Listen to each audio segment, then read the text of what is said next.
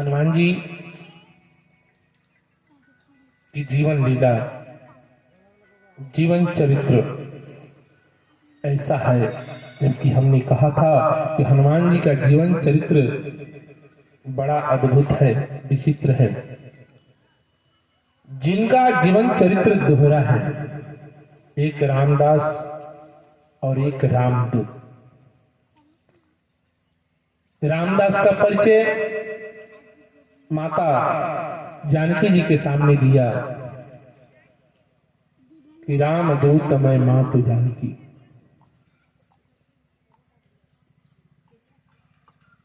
जबकि रावण के सामने हनुमंत लाल जी ने परिचय अपना दास के रूप में दिया, रामस्य दासो अहम कौशलेंद्राय, कि मैं राम का दास हूं। जबकि हमने ये भी कहा कि दास और दूत में बड़ी ही विचित्र महिमा है, विचित्र दृश्य है। जबकि हनुमान जी के ऋण से राम जी तो अपने आप को कहते हैं कि सभी के ऋण से मैं ऋण हो जाऊंगा, लेकिन हनुमान का जो किया हुआ ऋण है, हनुमान के ऋण से ऋण होने वाला मैं नहीं हूं। हनुमंत लाल जी ने अपने जीवन का समर्पण इस तरह से किया कि जब प्रभु श्री राम अयोध्या की राजगद्दी पे, अयोध्या के राज सिंहासन पे जब बैठे, तो सभी लोगों के प्रभु श्री राम ने सबको कह करके विदा किया कि आप अपने अपने घर को जाएं। लेकिन जब हनुमान को भेजने की बारी आई, अब प्रभु श्री राम से हनुमान को कहते नहीं बनता है कि हनुमान तुम भी अपनी जगह पे जाओ, अपने धाम पे जाओ। जबकि प्रभु श्री राम के पास से कोई जाना नहीं चाहता है। कौन ऐसा भागा होगा जो स्वयं नारायण के चरणों को पा करके, कोई अभागा ही व्यक्ति होगा जो नारायण के चरणों को छोड़ना पसंद करे। और नारायण के चरणों में वही रह सकता है जिसके जीवन में पूर्व जन्मों का पुण्य जो है वो संचित रहता है ना, वही नारायण के चरणों में बैठने का सौभाग्य भी मिलता है। गोस्वामी जी तो स्वयं कहते हैं कि यही सरयावत अरे अति कठिनाई, राम कृपा बिनु आई न जाई। कि जब तक परमात्मा की कृपा न हो ना, तब तक उनके दरबार में कोई पहुंचने वाला नहीं है। लाख हम प्रयत्न कर ले, लाख हम उपाय कर ले, लाख यत्न कर ले, लेकिन हम पहुंच नहीं पाए। ये भी इसका भी रीजन है, इसका भी कारण है, इसका भी प्रयोजन है कि परमात्मा के दरबार में वही पहुंचता है जिसके जीवन में पूर्व जन्मों का पुण्य संचित रहता है, तभी परमात्मा के करीब वो जीव पहुंचता है।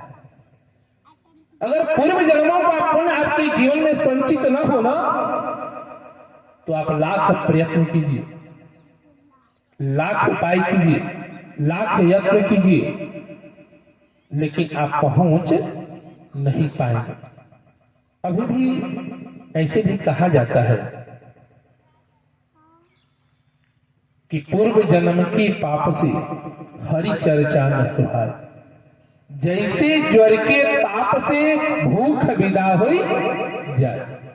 अगर पूर्व जन्म का पाप अगर संचित रहेगा तो हम लाख यत्न करके चले कि नहीं आज हमको भगवान के दरबार में जाना है, राम कथा में जाना है।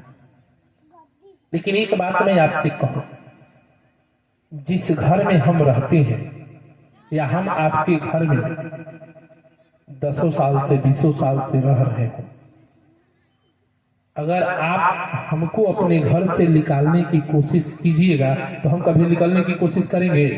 इसलिए कि हम तो अपना गढ़ बना चुके हैं, इसलिए कि अब उस घर को छोड़ना हमारे लिए बड़ी मुश्किल हो जाएगी, और छोड़ेंगे तो फिर नए जगह पे जल्दी रहने का ठिकाना नहीं मिलेगा। तो हम भी तो पूरी जोर लगाएंगे कि रमेश के घर में कैसे रहे, अब इनके घर से हम निकले ना।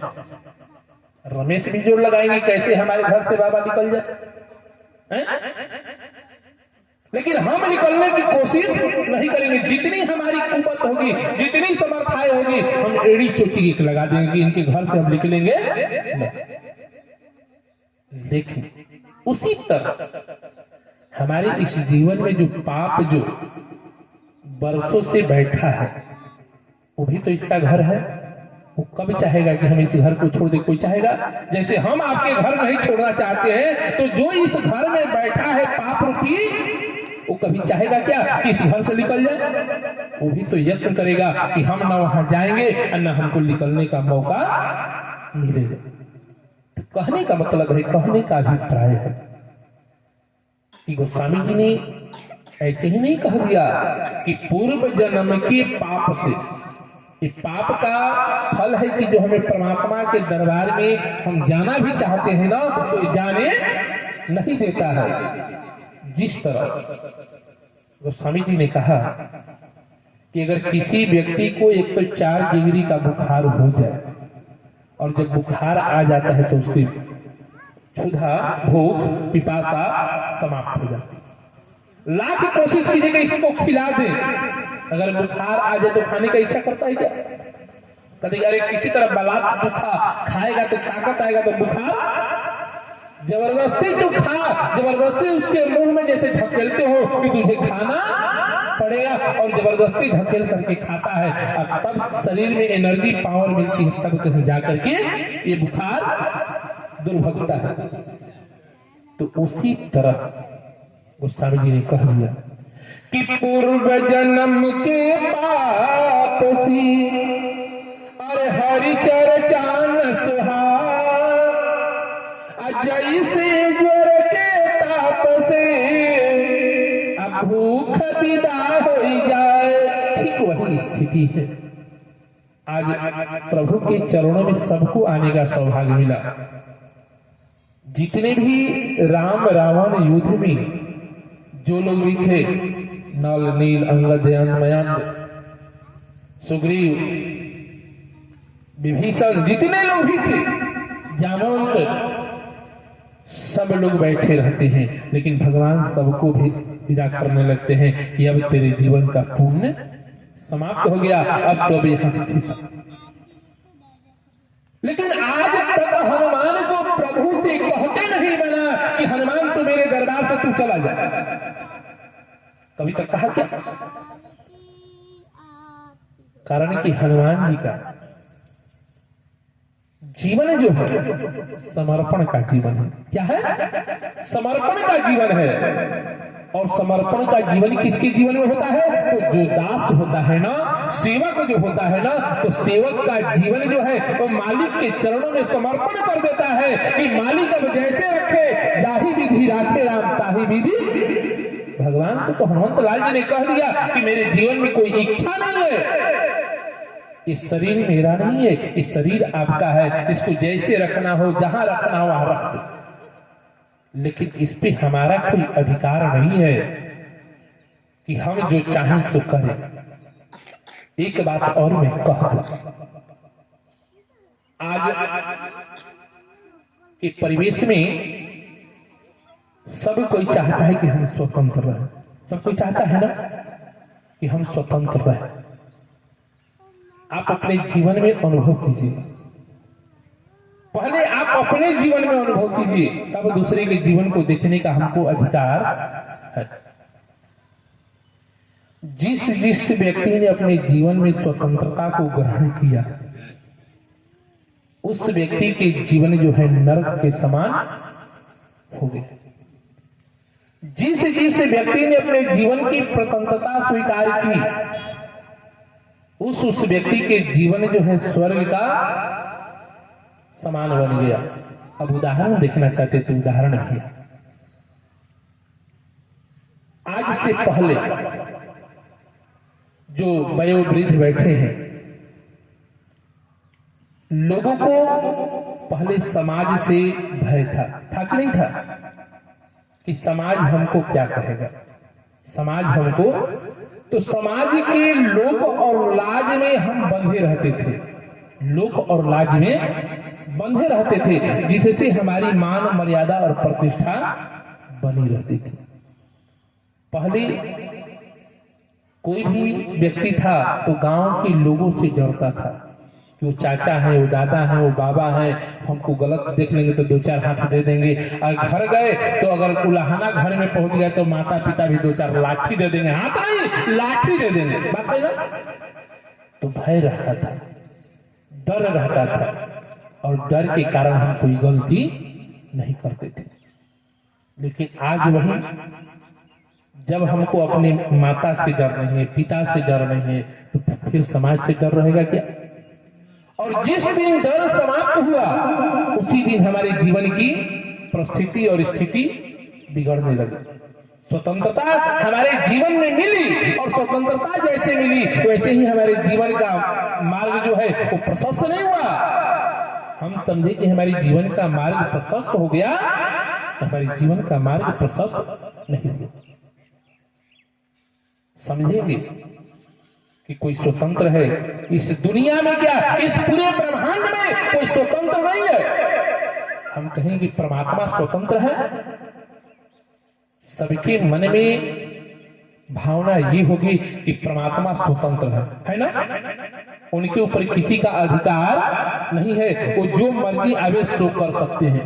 लेकिन ऐसी बात नहीं है।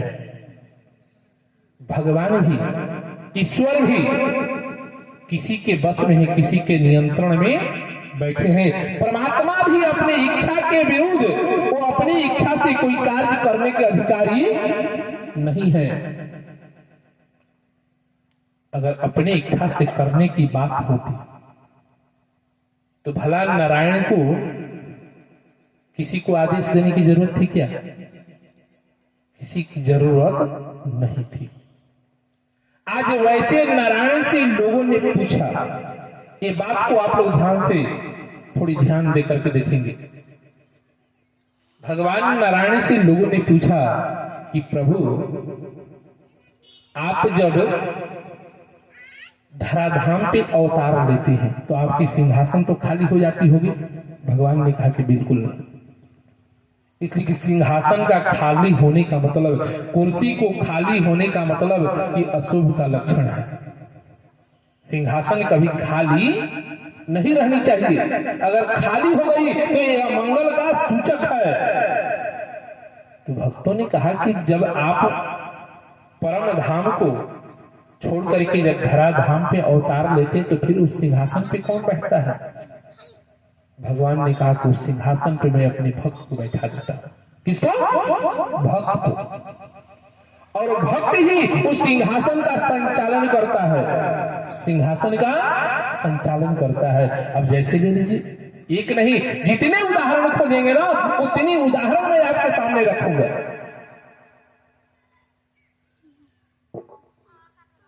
पहले राम ही से, पहले राम से। राम के लिए कोई जंगल है क्या?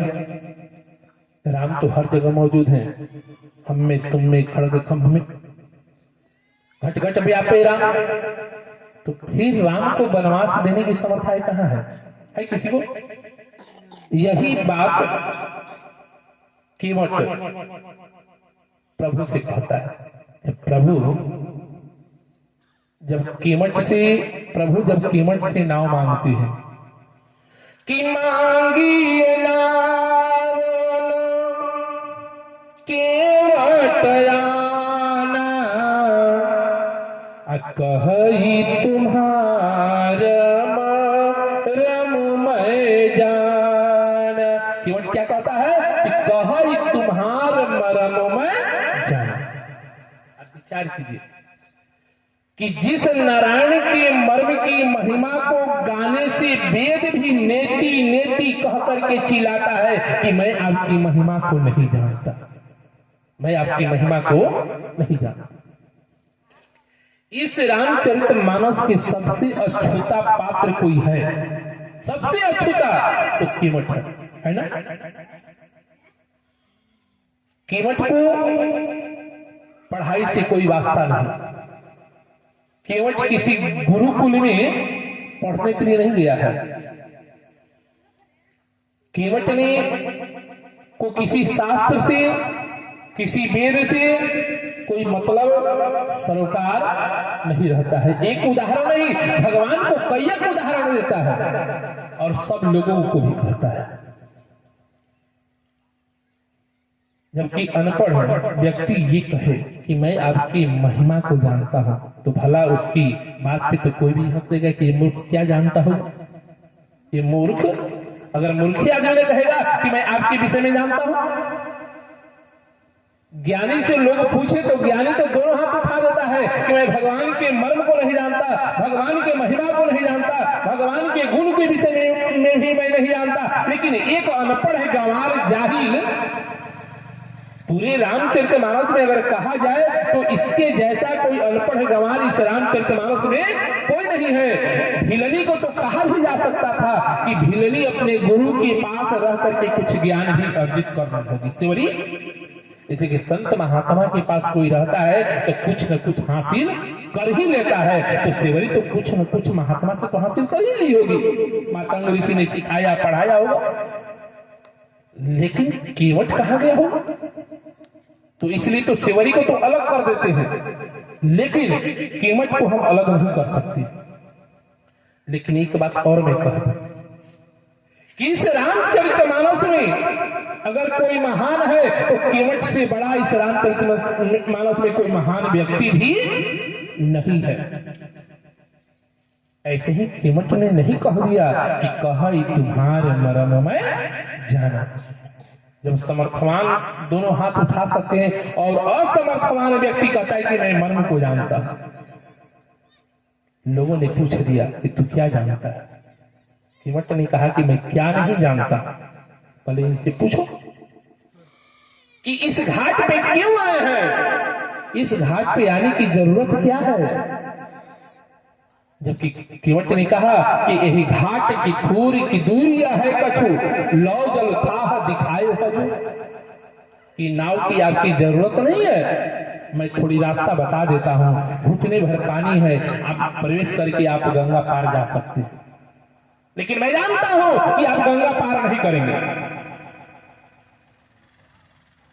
गंगा पार आप नहीं करेंगे। इतनी सामर्थ्य ज्ञानी को कहने के अधिकार है क्या। दूसरी बात और मैं कह दूं कि भगवान के पास ज्ञानी को जाने की समर्था नहीं है और ज्ञानी को परमात्मा से बोलने का भी अधिकार नहीं है। अज्ञानी जो है, भक्त जो है, भगवान से कुछ भी बोल सकता है, भगवान से कुछ भी बोल सकता है और भक्त की बात को परमात्मा को सुनना भी पड़ता है और ज्ञानी की बात को परमात्मा सुनते नहीं है। ज्ञानी को परमात्मा के पास जाकर के निवेदन करना पड़ता है कि प्रभु मेरी अर्जी जो है ये है। अर्जी स्वीकार हुई तो अधिकार मिला कि मांगो तुझे क्या देना है। लेकिन भक्त की अर्जी नहीं लगती, भक्त के यहां आकर के परमात्मा को स्वयं अर्जी लगानी पड़ती है।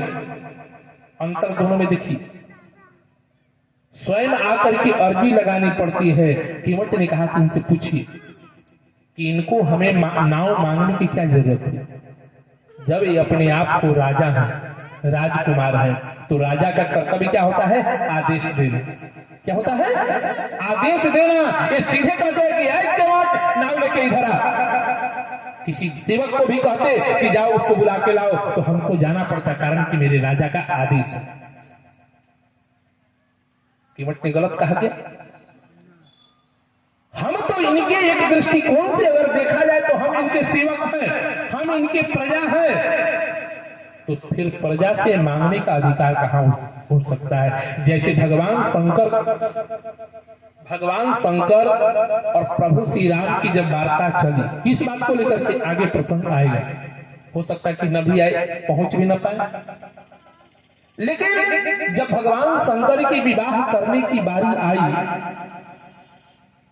सब लोगों ने निवेदन किया, लेकिन भगवान शंकर ने किसी की सुनी नहीं। तो प्रभु श्री राम जाते हैं कहां? भगवान शंकर के पास। पहले क्या कहते हैं कि अब बिनती मम सुनहु शिव। भगवान जो है प्रभु श्री राम भगवान शंकर से विनती करते हैं। भगवान शंकर ने विचार किया कि मालिक अगर सेवक के पास अपने नौकर से विनती करने लगे, सेवक से विनती करने लगे, तो मालिक की मर्यादा क्या रहती है? कोई रहेगी? भगवान शंकर ने बिल्कुल अनसुना कर दिया कि हम सेवक हैं और ये हमारे स्वामी हैं, और स्वामी आकर के सेवक से विनती करे तो इस दुनिया की मर्यादा ही मिट जाएगी। भगवान शंकर ने बिल्कुल अनसुना कर दिया। देखा प्रभु ने कि हमारी बात को, हमारी विनती को ये सुन नहीं रहे हैं, तो अब भगवान शंकर ने निवेदन किया कि अब बिनती मम सुनहु शिव अजौमो पर निजने। नहीं का मतलब बराबरी में, बराबरी में व्यक्ति आता है तो आग्रह करता है, निवेदन करता है कि भैया हमारा कार्य कर दो ना।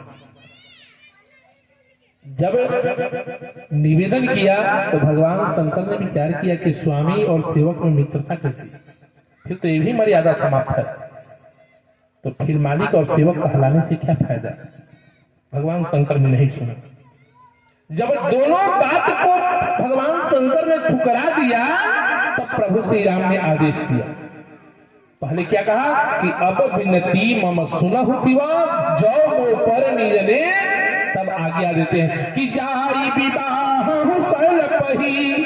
आदेश करते हैं कि जाकर के विवाह कीजिए, कि जाई विवाह शैल पही यही मोहि मांगे दे। मैं आदेश करता हूं कि जाकर के विवाह कीजिए। जैसे ही प्रभु श्री राम ने भगवान शंकर से कहा कि आदेश मैं कर रहा हूं, भगवान शंकर ने तुरंत स्वीकार कर दिया कि सिर धरिया यश करिए तुम्हारा परम धर्म यह नाथ हमारा। ये तो हमारी सौभाग्य है। लेकिन एक बात और मैं कहता, लोग कहते हैं कि भगवान शंकर प्रभु श्री राम को अपना इष्ट मानते हैं, और प्रभु श्री राम भगवान शंकर को अपना इष्ट मानते हैं। किसको मानते हैं? भगवान शंकर को। आज तक हम ही नहीं समझ पाए, तो हम दूसरे को क्या समझा सकते हैं कि कौन इष्ट है और कौन सेवक है? ये हम ही को पता नहीं चला, तो हम किसको बताएंगे जी? भगवान शंकर कहते हैं कि मैं आपका सेवक हूं, और प्रभु श्री राम कहते हैं कि हम आपका सेवक हैं। भगवान श्री कृष्ण कहते हैं कि हम आपका सेवक हैं, और भगवान शंकर कहते हैं कि हम आपका सेवक हैं। तो किसको हम सेवक माने, किसको हम ईश्वर माने? एक बात और, अगर कोई कहे कि हम राम की भक्ति न करके शिव की भक्ति करें, तो कभी शिव की भक्ति नहीं होगी, कभी। और कभी आप सोचें कि हम शिव की भक्ति न करें और राम की भक्ति करें, तो कभी आपकी राम की भक्ति मिलने वाली नहीं है। शिव द्रोही मम दास। अगर कोई कहे कि शिव से द्रोह करके राम का दास बन जाए, तो कभी जीवन में बनने वाला। जब भगवान शंकर और प्रभु श्री राम की ये बात हो गई, स्वामी और सेवक की बात हो गई, तो यही बात तिवट ने कहा कि अगर स्वामी ये हैं, हमारे राजा थे, तो इन्हें मांगने की क्या जरूरत है? कोई जरूरत थी क्या? तिवट ने एक ही शब्द में कह दिया कि अब इन्हीं से पूछा जाए कि इनकी महिमा क्या है। हम तो इतना ही पे समझ गए कि कहा तुम्हारे मरम में जाना। पहली बात। दूसरी बात, कीमत ने कहा कि ये जो अयोध्या छोड़ करके चल रहे हैं, अब आपकी वो प्रसंग अभी वही है, महावीर बिनमो हनुमाना, लेकिन उसी उदाहरण को लेकर के चल रहे हैं। कीमत ने कहा प्रभु से कि इनसे पूछा जाए कि अयोध्या छोड़ करके एक जंगल में किस प्रयोजन से चले, ये किस प्रयोजन से चले। इन्होंने तो कलंक का टीका जो है कैकेयी के माथे मढ़ दिया, कैकेयी के माथे इन्होंने मढ़ दिया कि कैकेयी ने राम को वनवास दिलाई है, जबकि लक्ष्मण जी ने कीमत को समझा दिया। पहली बात। और दूसरी बात, एक बात और कीमत कह दिया, भगवान का अवतार कैसे हुआ है? गुप्त रूप अवतरे प्रभु, गए जान सब कोई। भगवान का अवतार रावण से गुप्त रूप में हुआ है कि कोई दुनिया के लोग न जाने कि नारायण का अवतार हो गया। कब? भगवान शंकर ने स्वयं कहा। कब? जब अगस्त ऋषि के आश्रम से कथा सुन करके, राम कथा, सती जी और भगवान शंकर जब चल रहे थे तो भगवान शंकर ने विचार किया कि भगवान का अवतार हो गया। राम कथा हमने सुनी और राम कथा सुन करके चले और भगवान का दर्शन हो जाए तो समझ लेना चाहिए कि राम कथा का हमका फल मिल गया। स्वाभाविक है कि राम कथा सुनी और भगवान का दर्शन हो जाए तो इससे बड़ा और क्या। भगवान शंकर तो चले, साथ में सती भी थी। जबकि भगवान शंकर राम कथा सुनने के लिए आए थे तो किसके साथ आए थे? तो जगत जननी भवानी के साथ आए थे।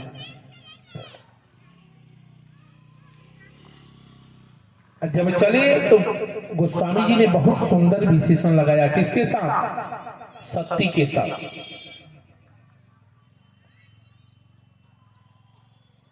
कि संग चले जगत जननी भवानी। किसके साथ जा रहे हैं? तो जगत की जननी जा रही है, भवानी जा रही है, अंबा जा रही है, परम्बा जा रही है। कहां जा रहे हैं? तो राम कथा सुनने के लिए।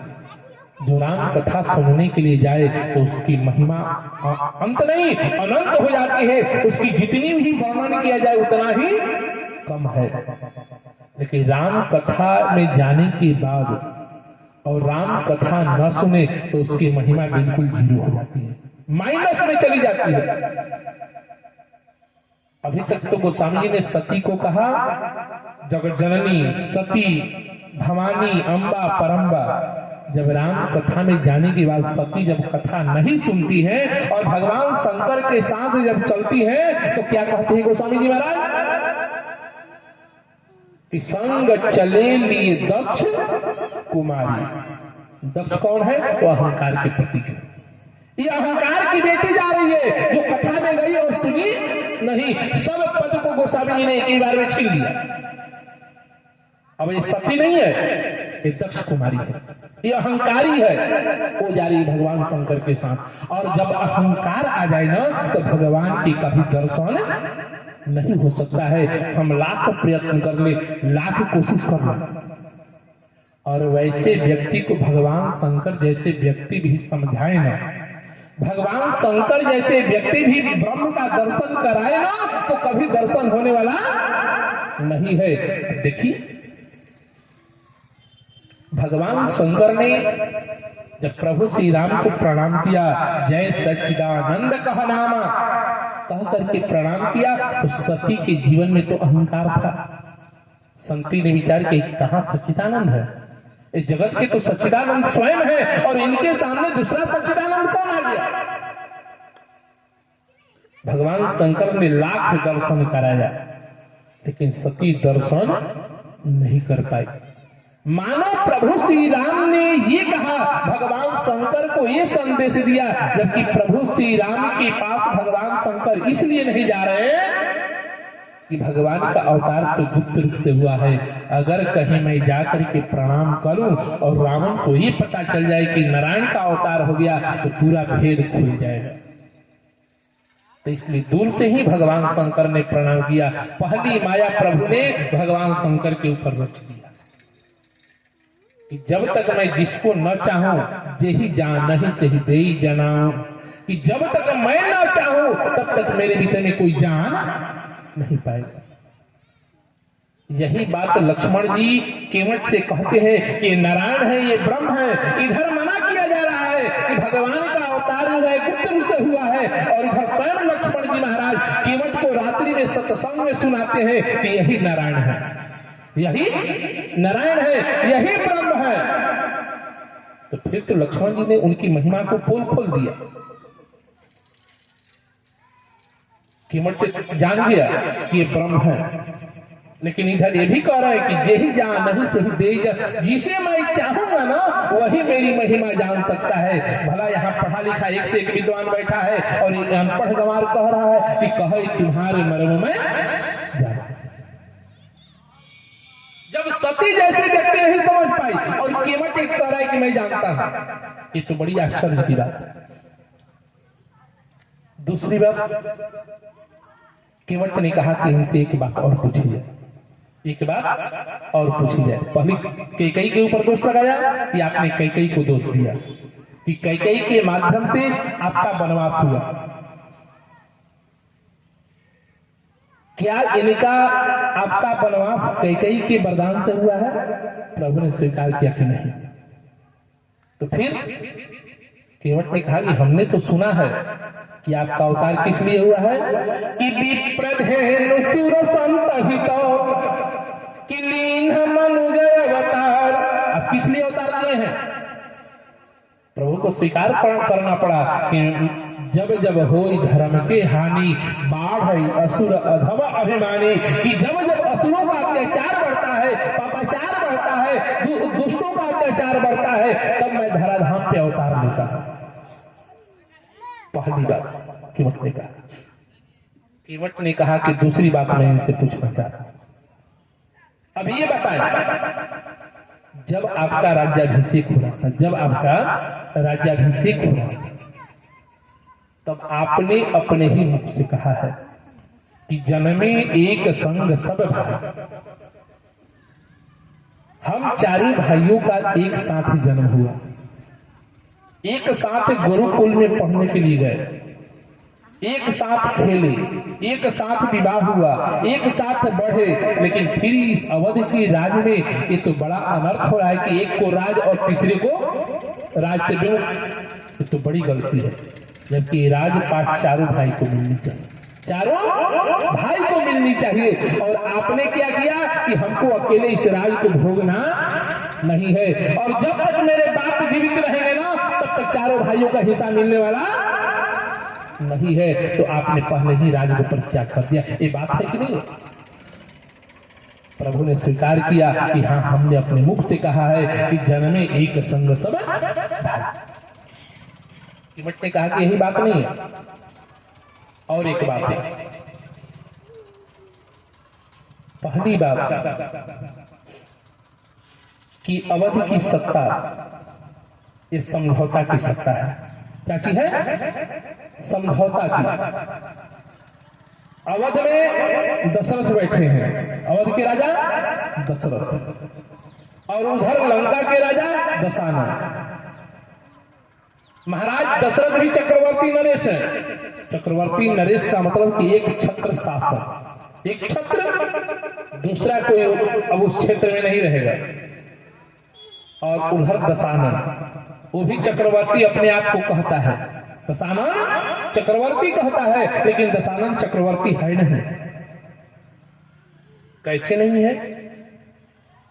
दशानन ने सबको तपस्या कर करके अपने वशीभूत किया था। तपस्या करके वरदान लेकर के सबको शक्ति को उन्होंने ले लिया था। और जब सबकी शक्ति ले ले तो बलवान तो स्वाभाविक हो जाता है। तो इस तरह से रावण चक्रवर्ती बना। लेकिन महाराज दशरथ ने किसी से वरदान नहीं लिया था। महाराज दशरथ ने अपने पराक्रम के, स्वर्ग के पराक्रम से जब स्वर्ग लोक में जाते थे तो इंद्र अपना आधा राज सिंहासन, जो आधा सिंहासन था, महाराज दशरथ के लिए खाली कर देता था। लेकिन रावण जब जाता था तो इंद्र भय से खाली करना पड़ता था। तो भय और ऐसे दोनों में बहुत अंतर है। तो प्रभु ने विचार किया कि एक तरफ रावण बैठा है और एक तरफ हमारे पिता दशरथ बैठे हैं, तो हम कभी समझौता का सिंहासन नहीं चलाएंगे। हम जब भी चलाएंगे तो एक छत्र शासन चलाएंगे, एक छत्र। जब तक रावण का संहार नहीं करेंगे तब तक अवध की सत्ता एक छत्र चलेगी नहीं। इसलिए आपने पहले ही विकल्प ढूंढ लिया और ये मस्तक पे किसके मस्तक पे मर दिया, तो कैकेयी के मस्तक पे मर दिया कि कैकेयी वनवास जब तक भेजेगी नहीं तब तक रावण का मरण नहीं। बात है कि नहीं? प्रभु ने स्वीकार कर। कीमत ने कहा कि यही बात नहीं, एक बात और मैं बता दूं, एक बात और मैं बता दूं। कौन सी बात? ऐसे ही कीमत नहीं कहता है कि कहा तुम्हार मरम में जाने। भक्त भगवान के एक एक पोल को खोलता है और भगवान के महिमा को, मर्म को सब जानता है, भक्त ज्ञानी नहीं जानता है। और जैसे भक्त कहता है वैसे भगवान को करना पड़ता है। यही बात मैं साबित कर रहा हूं। दूसरी बात कीमत ने कहा। पहली बात, कीमत ने पूछा कि आप अवध से किस प्रयोजन से चले? लोगों ने पूछा कि प्रयोजन इनका क्या है? प्रयोजन इनका यही है कि अभी तक अवध के राज्य में भेद है। क्या है? भेद है। कैसी भेद है? तो प्रजाओं में भेद है। किस चीज की भेद है? तो छुआछूत की भेद है। क्या चीज की भेद है? छुआछूत की भेद है। जब प्रभु श्री राम अवध की सत्ता पे बैठे ना, तो अवध में 4 घाट थे। कितने घाट थे? 4 घाट। एक राजघाट था, एक राजघाट जिसपे राज परिवार ही उस पे जाकर के स्नान करता था। एक था पनघट जिसपे महिलाएं जाकर के पानी भरती थी। तीसरा घाट था प्रजा घाट जिसपे केवल प्रजा ही जाकर के स्नान करती थी। और चौथा घाट था मवेशियों के लिए। 4 घाट अवध में था। जब प्रभु अवध के सिंहासन पे बैठे ना, तो एक घाट को तोड़ करके हटा दिया। किसको? तो राजघाट को। राजघाट और प्रजा घाट को एक कर दिया कि जब राजा और प्रजा में अंतर ही रह गया, भेद ही जब रह गया, तो फिर राजा प्रजा से मतलब क्या? तो ये भेद को प्रभु श्री राम ने हटाया। यही कीमत कहता है कि आप सिंहासन पे बैठने से पहले आप सोचते हैं कि पहले हम राम राज्य लाभ। राम राज्य, तो राम राज्य आएगा कैसे? राम राज्य तो तभी आएगा कि जब तक सब एक सूत्र में न बंधे, सब एक सूत्र में न बने, एक माला में न पिरोए जाए, तब तक ये राम राजा आने वाला नहीं है। ये बात है कि नहीं है? प्रभु से केवल पूछ बैठा। अभी तक प्रभु ने अपने मन की उद्गार को अभी तक किसी से कहा नहीं था। लेकिन ये अज्ञान, ये मूर्ख, ये गंवार प्रभु श्री राम के हृदय की बात को, इनके अंतःकरण की बात को कैसे जान गया? ये तो सोचने वाली बात है। प्रभु ने स्वीकार किया। कीमत तो जो कह रहा है वही बात सत्य है कि हम राम राज्य की स्थापना करने के लिए अवध से चले हैं। अवध से चले हैं। तो कीमत ने कहा कि जब राम राज्य की स्थापना करने के लिए चले हैं तो पहले हम ही को अपनाइए। इसलिए कि हम जाति के मलाह हैं, जाति के अछूत हैं और हमसे कोई मिलता नहीं, गले तक नहीं लगाता है, हमारे हाथ का छुआ हुआ पानी तक नहीं पीता है। यहां तक कि इस गंगा में भी भेद है। इसका भी उत्तर केवट ने दिया। हमने सुना है कि गंगा सबको तारती है। गंगा तो सबको तारती है। गंगा की तो इतनी महिमा है कि गंगा का एक बूंद अगर जल हमारे अंदर चला जाए ना, तो हमारे जीवन के पाप जो है, वो मैल जो है, वो ध्वस्त हो जाती है। एक कथा मैं छोटी सुना दूं। एक बारात जा रहा था, एक बारात जा रहा था। तो पहले बारात पैदल चलती थी, नाव भी, पंडित भी, जितने भी पवनिया थे सब जाते थे। तो जितने पवनिया जाते थे तो पवनिया बाराती के फेरा में नहीं, अपनी जुगाड़ के फेरा में रहते कि पहले हम अपनी क्षुधा पिपासा कैसे शांत करें। तो बारात जब चली तो उसमें तो सबसे तेज पंडित और नाऊ होते हैं, उनके बाद ही कोई तेज होगा। तो जब बारात चली तो मार्ग में एक और बाराती लगी हुई थी। पंडित जी ने विचार किया कि चलो पहले भोजन कर लें, ये बारात लगी है, नाश्ता पानी कर लेंगे, तब चलेंगे। कहीं वहां कब मिलेगा कब नहीं मिलेगा कोई पता नहीं है। पंडित जी निकल करके उस बाराती में पहुंच गए। अब पंडित जी के वेशभूषा कौन नहीं पहचान लेगा वेशभूषा को। जब गए तो पंडित जी को सबसे बड़ी आश्चर्यजनक घटना वहां दिखाई दी। क्या दिखाई दिया कि पूरी बारात है, बारात सब मौजूद है, लेकिन उस बाराती का दूल्हा गायब है। क्या है? दूल्हे नहीं है। तो भाई बाराती कैसे, जब दूल्हे ना हो तो बाराती किस काम की। अब पंडित जी से रहा नहीं गया। पंडित जी ने बारातियों से पूछा कि भाई इतनी भीड़ बारात है, लेकिन इसका दूल्हा कहाँ है। जैसे कि दूल्हा को देखने वाले तो पहले व्यक्ति आते हैं कि दूल्हा कैसा है, गोरा है, काला है, लूल्हा है, लंगड़ा है, ये सब लोग दिखते हैं। पंडित जी ने पूछा कि दूल्हा कहाँ है। तो उसी में एक बाराती ने कहा कि दूल्हा अभी नहीं आया है, दूल्हा 4 बजे सुबह है। कब आएगा? 4 बजे सुबह आएगा। तो कहां से आएगा? तो उसी में एक खरखा भी होते हैं। उसने कहा कि आपको पता नहीं है ये जो बारात जा रहा है ना, तो हाँ, वो जो लड़का जा रहा है ना विवाह करना, उसकी 4 बजे मृत्यु हो जाएगी और वही लड़का आएगा भूत बन करके, और उसी से वो भूतों का बारात था। किसका था? भूतों का। और उस भूतों के बारात में पहुंच गए। उसने कहा कि वही लड़का आएगा और उसी लड़के से इस लड़की की विवाह होगा। अब भला पंडित जी अपने जजमान को देखे कि भाई हमारे जजमान की ऐसी स्थिति। पहले के पंडित थे अपने जजमान की ही चाहते थे कि हमारे जजमान को कुछ हो ना। अब तो पंडित जी की सबसे बड़ी चिंता कि मेरा जजमान सुबह 4 बजे भोर में मर जाएगा और सुबह 4 बजे भोर में विवाह होगा। पंडित जी वहां से चल दिए। अब तो पहुंचे तो सही, लेकिन उनका ध्यान कहीं और था। और इधर लड़का सुबह 4 बजा तो लड़का ने कहा कि हमको अब लैट्रिन जाना है। तो जाने की तो उसे पानी उनी की व्यवस्था किया गया। वो लड़का लोटा में जल लिया और लेकर के गंगा के किनारे चल दिया। और इधर जल लेकर के जा ही रहा था तो 2 सांड आपस में लड़ रहे थे, आपस में लड़ रहे थे। और सांड एक दूसरे को देख करके भगा और भागते भागते उस लड़के की दिशा में गया। और ये जब सांड गया तो उस लड़के के पेट में अपना सींग लगा दिया और सींग लगाते ही वो लड़का गया मर। पंडित जी ने देखा कि ये बात सही था। वो पंडित जी उस बाराती को छोड़े और उस बाराती में पहुंचे। अब उस बाराती में पहुंचे तो पहुंचने के बाद वहां क्या देखते हैं कि वहां भी रोहारोहण चालू है। पंडित जी ने पूछा कि भाई रो क्यों रहे हैं लोग, इसी को लड़का तो मर गया।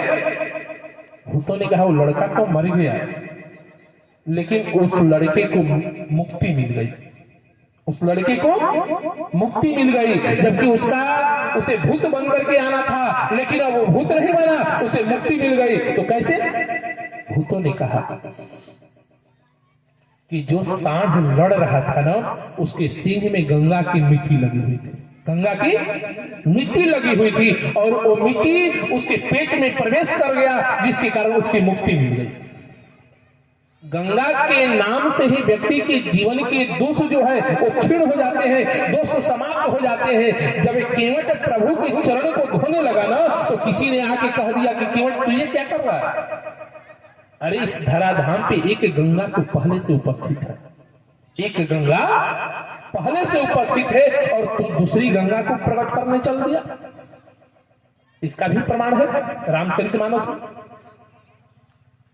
पानी और जल में दोनों अंतर है ना? पानी और जल, जल जो है शुद्ध चीज है, जल शुद्ध है और पानी अशुद्ध है। पानी को शुद्ध नहीं कहा जाता है, अशुद्ध कहा जाता है। पानी का प्रयोग स्नान करने में, मर मैदान जाने में पानी का प्रयोग किया जाता है, खाने पीने में जल का प्रयोग किया जाता है, पूजा पाठ में जल का प्रयोग किया जाता है। लेकिन यही प्रभु के चरण को धोने के लिए जब केवट लेके आता है तो क्या आता है? गोस्वामी जी महाराज लिखते हैं कि पानी कठौता भरी लैया चरण सरोज पखारन लागा। क्या लेकर के आया? पानी। गंगा के जल को गंगा पानी नहीं कहा जाता है, गंगा जल कहा जाता है। जब वो गंगा के किनारे खड़ा है तो केवट को तो गंगा जल लेकर के आना चाहिए था कि हमारे दरवाजे पे नारायण आए हैं तो नारायण के चरण जो है शुद्ध जल से पखारना चाहिए, है ना? केवट ने कहा कि ना। लोगों ने पूछा क्यों? केवट ने कहा एक गंगा सबको तारने की समर्थाएं रखती है, सबको तारने की समर्थाएं रखती है, सबको मुक्ति देने की समर्थाएं रखती है, लेकिन आज तक इस गंगा से पूछा जाए कि हमारे पितरों को मुक्त की है? हम इसी गंगा में रहते हैं, इसी गंगा में स्नान करते हैं, इसी गंगा जल को खाते हैं, इसी गंगा जल को पीते हैं, लेकिन आज तक मुझे सब भ्रष्ट ही कहते रह गए, सब हमको कलंकित ही रखते रह गए, आज तक हम दुनिया में अछूते रह गए, कभी हम शुद्ध हुए? इस गंगा से पूछा जाए। आज तक ये गंगा हमारे खानदान को, हमको पवित्र नहीं कर पाई, तो मैं कैसे कहूं कि ये गंगा? केवट का कहना अनुचित नहीं था, एक केवट का कहना बिल्कुल जायज था, उचित। ये हम नहीं कह रहे, गोस्वामी जी कहते हैं कि पद पठारी जल पान कही। ये हम नहीं कह रहे हैं कि पितर का पार गंगा नहीं कर पाई, पितरों का कल्याण नहीं कर पाई। ये स्वयं गोस्वामी जी कहते हैं, केवट कहता है कि पद पठारी जल पान करी आप सहित परिवार, पितर पार कर प्रभु ही पुनी। कैसे कह दिया कि मुदित गया नहीं पार, पहले पितरों को पार करता है। तो अगर इस गंगा में समर्थाएं होती तो गंगा केवट के पितरों को कल्याण कर दी होती, जबकि गंगा का जल जो सबको तार देती है।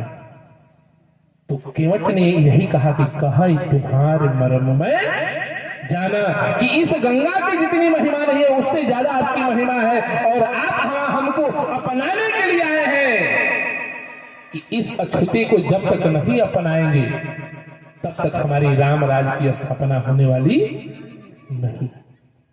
केवट ने कह दिया था कि घाट की थोड़ी की दूरी है जल जो कछु लाई दिखाए हजू, कि मैं कुछ ही दूरी पर आपको मैं गंगा पार करने के लिए मार्ग बता देता, आप पार कर जाएंगे, कोई नाव की जरूरत नहीं है। लेकिन आप तो राम राज की स्थापना करने के लिए चले हैं, और केवट जो है वो राम राज का पहला नागरिक होता है। राम राज का, जिस तरह हमारे भारत वर्ष का पहला नागरिक राष्ट्रपति माने जाते हैं, और पहला नागरिक ही सर्वोपरि होता है, पहला नागरिक ही सर्वोपरि होता है। केवट ने कहा कि आप राम राज की स्थापना करने के लिए चले हो, और प्रभु ने केवट की बात को स्वीकारा। इसीलिए केवट ने कहा कि कही तुम्हार मरम मैं जाना, कि मैं आपके मर्म को जानता हूं। दूसरी बात केवट ने कहा, यही नहीं, आप इस घाट पे आए हैं, हम आपसे एक बात पूछना चाहते हैं। जबकि हम किसी अपने हित कुटुंब परिवार को जब हमारे घर में आ जाते हैं तो हित कुटुंब परिवार जब आते हैं तो हम गाड़ी पकड़ाने के लिए जाते हैं ना, तो जाते हैं तो हित कुटुंब परिवार गाड़ी नहीं रुकवाता है, हम रुकवाते कि भैया गाड़ी रोको, गाड़ी रोको, गाड़ी रोको, जाना है पैसेंजर। लेकिन प्रभु श्री राम के साथ पूरे श्रृंगबेरमपुर के लोग बैठे, तो प्रभु को बुलाने की जरूरत थी क्या? लोग जितने थे वही कहते कि भैया कीमत की धरा, जाना है पार। प्रभु को बुलाने की जरूरत नहीं थी। अगर बुलाने की बात थी तो प्रभु लक्ष्मण को भी कह सकते कि लक्ष्मण कीमत को बुला ला, कीमत को बुला। जिसके साथ सेवक मौजूद हो तो फिर स्वामी को व्यक्त करने की क्या जरूरत है? आप तो अपने सेवक को भेज सकते थे, सेवक के द्वारा कीमत को बुलाओ, हमको गंगा पार जाना है। लेकिन आपने सेवक को नहीं भेजा। मानो एक उदाहरण भी आता है कि अगर लक्ष्मण से कहते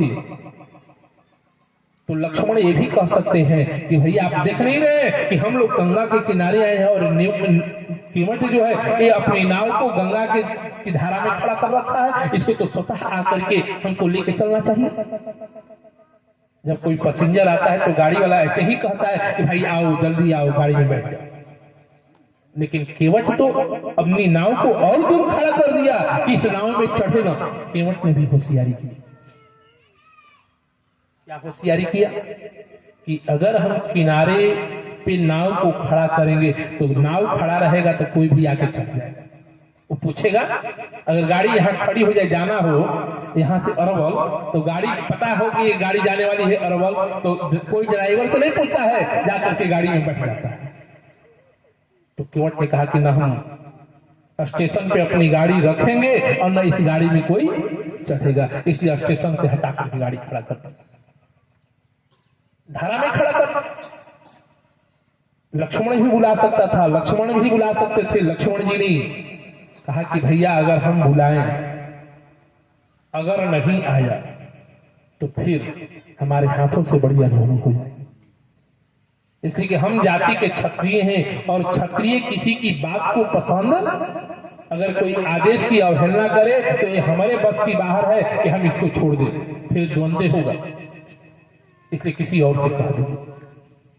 प्रभु ने सोचा कि हम किसको कहें, जब साथ में जो व्यक्ति खड़ा है वो बुला ही नहीं रहा है, तो अगर हम किसी को कहे तो कहे वो बुलाए कि न बुलाए। तो स्वयं अपनों से बुलाया। केवट ने कहा कि तो आपको पहले समझ लेना चाहिए कि नाव क्यों गंगा के बीच मझधार में खड़ी है। आपको जाने की तैयारी है तो आप लाइन में लगे रहिए। केवट ने कहा कि आप लाइन में खड़े रहिए, अभी आपका नंबर नहीं है। प्रभु ने केवट से कहा कि लाइन में, केवट ने कहा कि बिल्कुल। केवट ने कहा कि देख नहीं रहे कितनी बड़ी लंबी लाइन लगी है, कितनी लंबी लाइन लगी है। इस लंबी लाइन भले दुनिया वाले को न दिखाई दे रहा है, लेकिन आपको तो दिखाई दे रहा है कि कितनी लंबी लाइन है। किसको दिखा रहा है कि पद पखारी जलपान करी आप सहित परिवार पितर पार, कि जो हमारे पितरों की मुक्ति आज तक नहीं मिली है, तो कौन ऐसा चाहेगा कि जब हमारे दरवाजे पे स्वयं भगवान नारायण आ जाए तो कोई चाहेगा कि हम नारायण की कृपा न लो। जब हमारे घर के सामने गंगा बह रही है तो उस गंगा में गोता लगाने से कोई चीखेगा क्या? ऐसा कोई दुनिया का भागा ही होगा कि जो गंगा में के पास जाए और गोता न लगाए। जैसे हमने पूर्वत कहा कि पूर्व जन्म के पाप से हरि चर्चा न सुहार, जैसे ज्वर के ताप से भूख विदा हो जाए, उसी तरह कहानी का मतलब है, कहानी का अभिप्राय कि केवट ने भी सोचा कि अब हमारे दरवाजे पे स्वयं नारायण आए हैं और जब नारायण आ गए हैं, जिस नारायण की महत्ता विशेषता लक्ष्मण जी ने सुना दिया, ये स्वयं जगतपति है, जगदीश्वर है, अखिलेश्वर है, सर्वेश्वर है, सच्चिदानंद है, तो फिर जब सच्चिदानंद हमारे दरवाजे पे आए हैं तो फिर इसका फायदा उठाना चाहिए। ये कैसे उठाया? तो केवल ने पढ़ा लिखा नहीं था, केवल एक रात्रि का सत्संग सुना था। क्या सुना था? सत्संग। और हम तो हमेशा कहा करते हैं कि जो पढ़ने लिखने से ज्ञान नहीं आए, वो ज्ञान आपको सत्संग में बैठने से ही आ जाएगा। सत्संग की इतनी बड़ी महिमा है, भगवत कृपा इतनी है ना कि केवल सत्संग में आप बैठ जाइए ना, तो ये मेरी दावा है कि आपके जीवन में ज्ञान की प्राप्ति हो जाएगी। आप विचार कीजिए, आप बुद्धिजीवी लोग बैठे, पहला तो दृष्टांत केवट को लेकर के चल रहे हैं, दूसरा दृष्टांत श्री गोस्वामी तुलसीदास जी महाराज। गोस्वामी जी महाराज किसी विद्यालय में पढ़ने के लिए गए नहीं थे। तीसरा हमारे सूरदास जी, सूरदास जी महाराज भी किसी विद्यालय में पढ़ने के लिए नहीं गई थी। चौथा दृष्टांत कालिदास जी का, कालिदास जी महाराज किसी भी विद्यालय में अध्ययन करने के लिए नहीं गए थे। पांचवा दृष्टांत मीराबाई किसी विद्यालय में पढ़ने के लिए नहीं गई थी, लेकिन इन सभी के पदों पे कितने लोग डिलीट कर रहे हैं, कर रहे हैं कि नहीं कर रहे हैं? इनके जीवन में क्या था? तो परमात्मा की भक्ति थी, और जिसके जीवन में भक्ति आ जाए, ज्ञान और वैराग्य अपने आप आ जाएगा। पढ़ा लिखा व्यक्ति, पढ़ने लिखने से व्यक्ति के जीवन में ज्ञान की प्राप्ति नहीं होती है, और ज्ञान व्यक्ति के जीवन में वो ज्ञान आना चाहिए कि जिस ज्ञान से हमारे जीवन का कल्याण हो, जिससे हमारे जीवन का कल्याण हो। ऐसा ज्ञान न आए कि जो ज्ञान आने के पश्चात हमारे जीवन में पतन का मार्ग खोल दे, पतन का मार्ग खोल दे।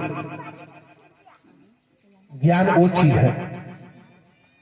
एक बार की बात कि तीन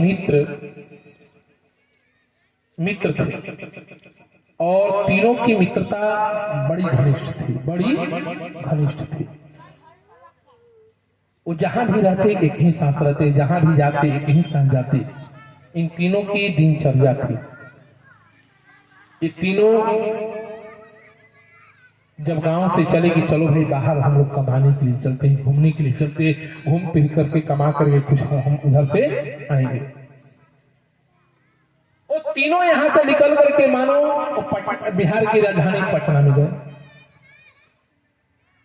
पहले देहातों में शिक्षा दीक्षा बहुत कम होती थी, शहरों में शिक्षा अधिक थी। वहां लोग पढ़े लिखे लोग रहते थे, शहर में पढ़े लिखे ही लोग रहते हैं। देहात में तो कम पढ़े लिखे भी हो तो भी चल जाता है, लेकिन बाहर में जरूरी पढ़ाई लिखाई की। और न भी पढ़े लिखे हैं तो शहर में रहने के बाद उनकी थोड़ी बुद्धि प्रखर हो जाती। जब वो तीनों बाहर जब गए तो जाने के बाद तीनों एक महीने तक रह करके क्या सीखा? शहर में रहने के बाद कुछ न कुछ सीख लिया। एक ने क्या सीखा? तो अंग्रेजी का पहला अक्षर यस। क्या सीखा? यस। दूसरा ने सीखा VR3, दूसरा ने सीखा VR3, और तीसरा ने सीखा डोंट वरी। जहां ये तीनों रहते अपना ये शब्द बोलते यस, VR3, और तीसरा कहता डोंट वरी। अब जिस गांव में ABCD का ज्ञान न हो, पहले के लोग थोड़े पढ़े लिखे रहते थे, अब वो पटना से घूम करके आए महीना डेढ़ महीना बाद, तो आप देखे होंगे कि जो पहले जाता है बाहर में तो आता है तो तेरे को मेरे को सेरे को कहता है भाई हम आए हैं घूम करके। तो भी तीनों आए, आने के पश्चात गांव में जब उतरे, एक कहता यस, दूसरा कहता कि VR3, और तीसरा कहता कि डोंट वरी। अब गांव में, जिस गांव में ABCD का ज्ञान न हो और यहाँ आने के बाद इतना बोले तो लोगों के तो मन में हो ही जाता है कि ना भाई ये पढ़ा लिखा आदमी, ये अंग्रेजी का ज्ञान हो गया है। तो गांव के लोगों को जितना यश से और VR3 से परेशान नहीं थे, लेकिन सबसे ज्यादा डोंट वरी से पूरे गांव का गांव परेशान हो गया। तीनों मित्र अपने गांव के बाहर में अपना तीनों रहने के लिए मकान बना ली कि अलग अलग होंगे तो हम लोग भूल जाएंगे। तो तीनों अपना मकान बनाकर के रहने लगे। और थोड़ा भी जिसके अंदर अभिमान आ जाता है, ज्ञान आ जाता है, तो अभिमान स्वतः आ जाता है। अब एक दिन की बात कि उस गांव में चोरी हो गई, उस गांव में चोरी हो गई। तो पहले लोग टोपी वाले से बहुत डरते थे, पुलिस से। अब पुलिस आ जाए तो पूरा गांव का गांव खाली हो गया, ये आ गया है, क्या करेगा क्या नहीं करेगा। अब किसी को थोड़े पुलिस से भय है, वो एक बार आए चाहे 50 बार आए, दरोगा सिर्फ आएगा तो गिनती ही नहीं है। कहीं SP DM आए तो उसकी भी गिनती कम है। अगर हाई प्रोफाइल व्यक्ति हो तो SP DM की कुछ समझेगा नहीं। तो गांव में जब चोरी हुई तो चोरी होने की सूचना थाना को मिली। अब थाना वहां से चल करके आया तो गांव वालों ने देखा कि ये पुलिस आ गई। अब पुलिस से कौन बात करे, अगर कहीं त्रुटि हो गई तो 2-4 जनता दे भी देगा और पकड़ के लेते भी जाएगा। तो पूरे गांव वाले अब चले आए कहां, तो अंग्रेजी वाले के पास कि चलो भाई कम से कम अंग्रेजी बोलने वाला हमारे गांव में है तो कम से कम हमारे गांव की रुतबा बढ़ेगी, शानो शौकत बढ़ेगा कि इस गांव में भी अंग्रेजी के जानकार है। सभी गांव वाले तो तीनों व्यक्ति के पास आए और तीनों से निवेदन किया कि भाई गांव में पुलिस आई है, पुलिस से आप ही लोग बात कर सकते हैं, आप लोग पढ़े लिखे हैं, अंग्रेजी में बात करेंगे तो हमारी गांव की मान मर्यादा प्रतिष्ठा बढ़ेगी, आप ही चलो ना। गांव वाले तीनों को आगे किए और उधर पुलिस आकर के खड़ी थी। पुलिस को लगता है कि गांव वाले इस चोर को पकड़ रखे हैं, इसलिए लेकर के आ रहे हैं। तो दरोगा ने पूछा कि तुम लोग चोर हो, तो पहला ने कहा कि यस। पहला ने कहा कि यस। दरोगा ने पूछा कि तुम लोग कितने थे, तो VR3। दरोगा ने कहा पकड़ लो, तो तीसरा ने कहा डोंट वरी, कोशिश करो।